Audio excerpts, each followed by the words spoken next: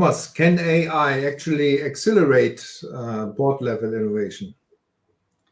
In my opinion, it definitely can, because it takes much, much more dimensions into account to drive innovation. And it doesn't have these boundaries we all have in our minds of our thinking out of the box. What we have learned in the last few years is thinking out of the box a few percent beyond the edge. We are not used to think out of the box in exponential innovation, triple, and so on. So we are used to think out of the box 3, 4, 5%. The good ones maybe 10% or 20%. But that is not the human capability, and therefore innovation by AI doesn't have these boundaries. Of course, it's still also based on the knowledge and the data which is there, but it's thinking a little bit more crazy, in my opinion.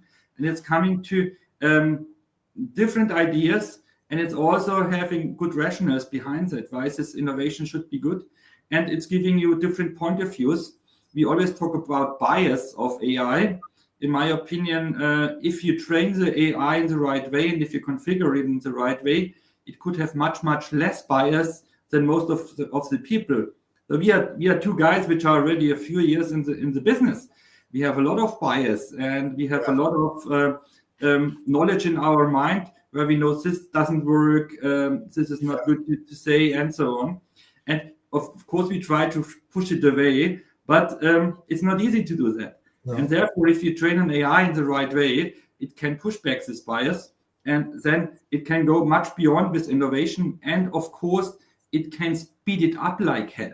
And it's a big difference, that it really innovation steps, how we know it, for example, in pharma, have completely changed. The pharma innovation is now much, much faster than it was 10 years ago, because AI is really boosting it. Yeah. And not by cutting the time to half. It's sometimes cutting the time down to 10%, what we have learned in the last 10, 20 years.